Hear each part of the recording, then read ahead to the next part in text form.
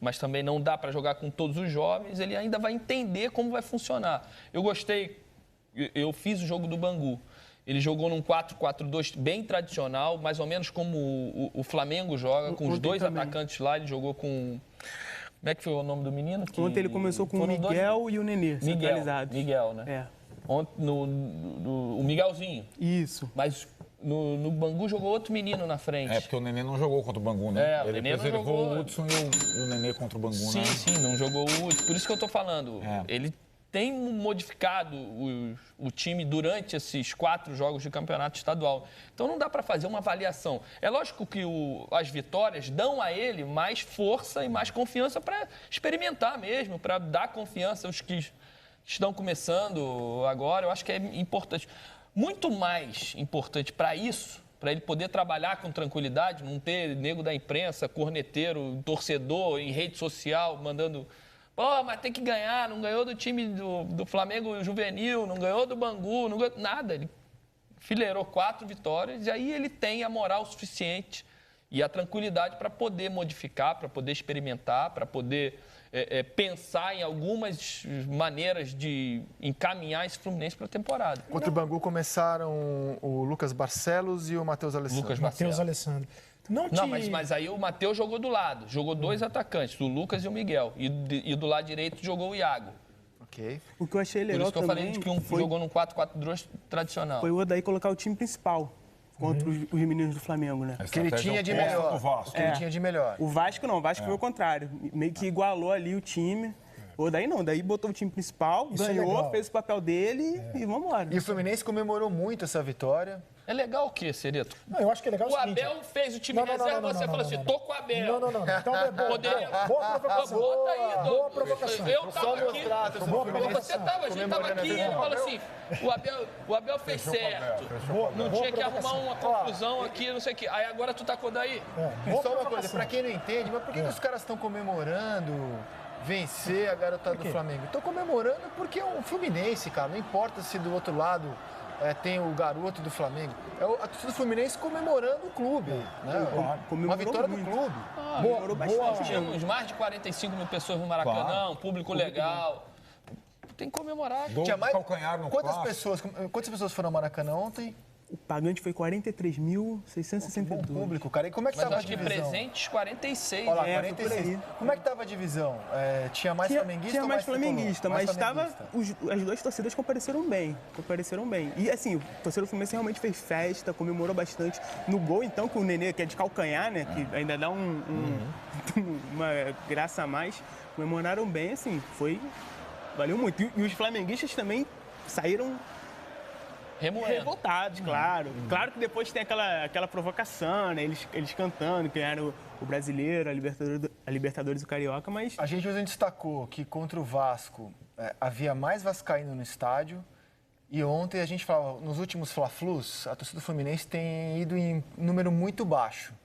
Até brinquei ontem, será que vai ter menos tricolor hoje no estádio? Tinha menos tricolor, tinha mais flamenguista ontem no estádio. De olho não tinha discrepância. Não tava uma coisa... Em relação aos absurda, não, Em relação aos últimos Os 2 setores atrás, né? Que é onde as torcidas se concentram, tava bem ocupado. Vamos mostrar o gol do Nenê? Eu quero só depois... Vamos mostrar o gol do Nenê. Eu quero responder a provocação do Roger. O gol do Nenê que foi um golaço. Quero responder a provocação do Roger. Porque o Nenê, aliás, começa muito bem a temporada, cara. Inclusive, fisicamente, né? Ele começa bem a temporada, né?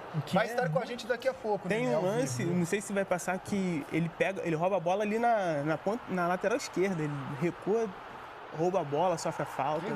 Bem. Esse lance, ele desarma lá atrás. É interessante que ele e o Hudson, que é o outro jogador que recém-contratado, os dois vão para a área ao mesmo tempo. O Hudson está do lado dele ali, né? Os dois entram ao mesmo tempo na área. E esse começo do Nenê, o Roger falou, como o Odair já sinalizou que Ganso e Nenê não jogam juntos, começar bem como o Nenê está começando, para ele é muito importante. Ele já... E aí o torcedor fez o gol de calcanhar no Fla-Flu. Ganhou as 4 primeiras partidas, jogando 3 delas. Então, o começo do Nenê é bem interessante mesmo. E acho que cada vez mais o atleta que antevê como vai ser a temporada, estou de férias, mas se eu voltar bem, a minha possibilidade, e acho que o Nenê é um desses casos, né?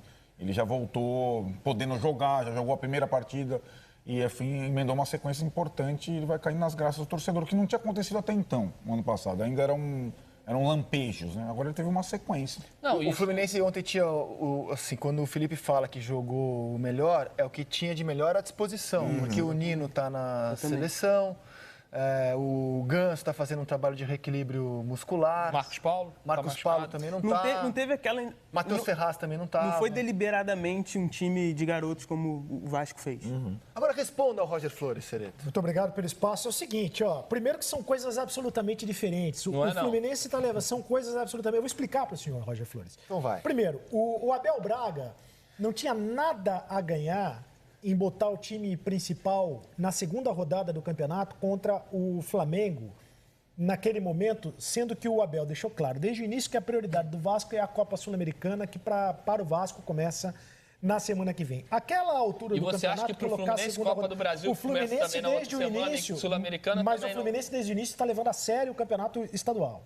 Está colocando o que tem de melhor Todo mundo está levando a sério. Não, ninguém está levando. Todo mundo está levando. O Vasco tem jogado. O Botafogo só não jogou contra o Flamengo principal. E não vai jogar contra o Botafogo também.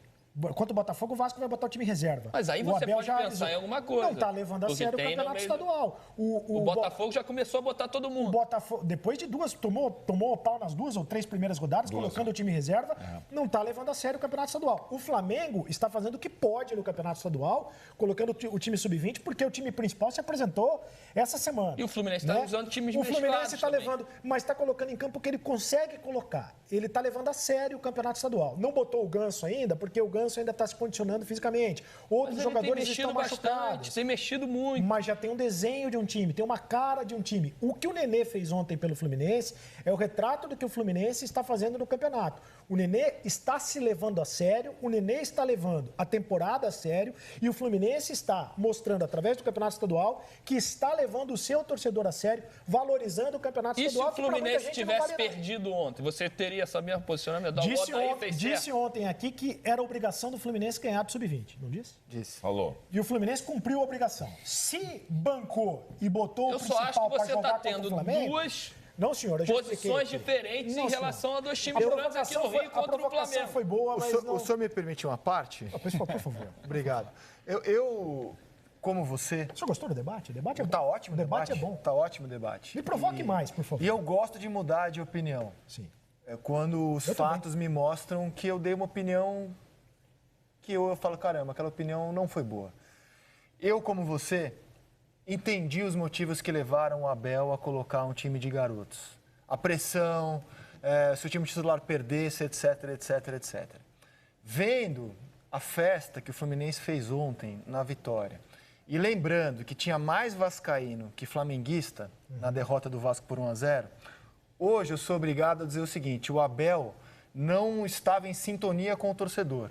Porque o torcedor foi ao jogo para ver o Vasco ganhar, que faz tempo que o Vasco não ganha do Flamengo. E acho Tanto que a repercussão foi muito negativa. Exato. A resposta está aí, foi o que eu falei naquele dia, a gente falando. Então hoje eu acho que o Abel acabou tomando uma atitude, ainda no começo de temporada, mas uma atitude que não estava em sintonia com o tamanho da torcida do Vasco presente no Maracanã aquele dia. O Abel Braga não está em sintonia com a torcida do Vasco, né? O Abel Braga ganha é vaiado, perde é vaiado, dá entrevista é vaiado. Alguma coisa acontece. Não estão pegando a mesma estação ali, né? Não tá outra questão também. E foi o único jogo que o Abel jogou com os garotos. Por enquanto, sim. Então, quer dizer... Eu acho, assim, tem uma questão também. Eu acho que também tem um nível de confiança dos dois técnicos no trabalho deles.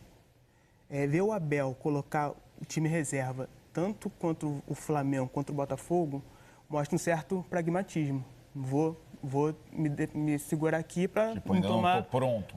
Pancada. O Odair acho que já tem mais confiança no time que ele tem agora, no que ele está desenvolvendo. Mas o Valentim é diferente, né? Porque o Valentim jogou com o time titular amistosos, na véspera das 2 primeiras partidas.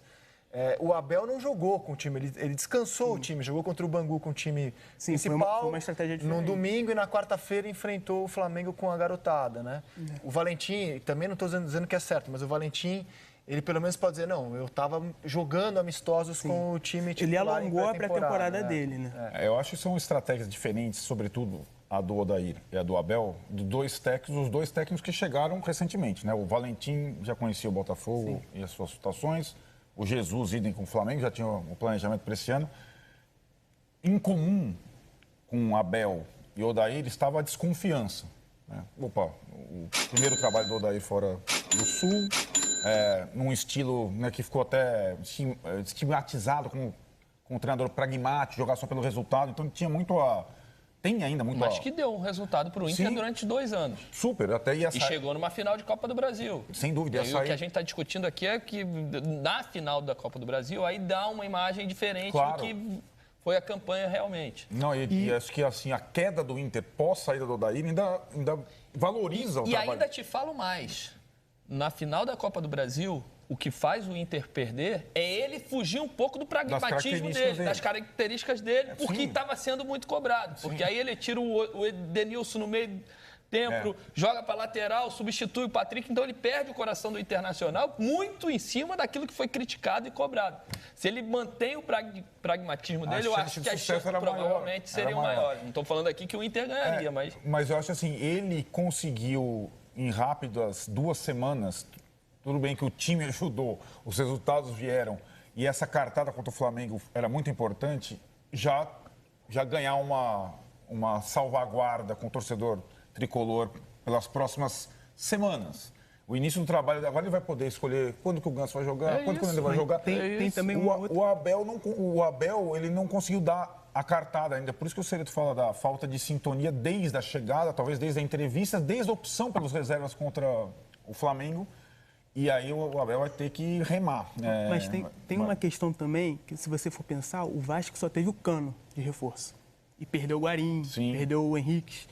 Então, o elenco do Vasco hoje está muito menos pronto que o do Fluminense. O Fluminense, assim, para a situação do Fluminense, acho que se reforçou até bem. Trouxe o Hudson, trouxe o Henrique, Egídio. Então, tem isso também. Acho que pode explicar um pouco porque o Abel decidiu fazer isso. Também acho que o Fluminense começa o ano bem melhor do que terminou.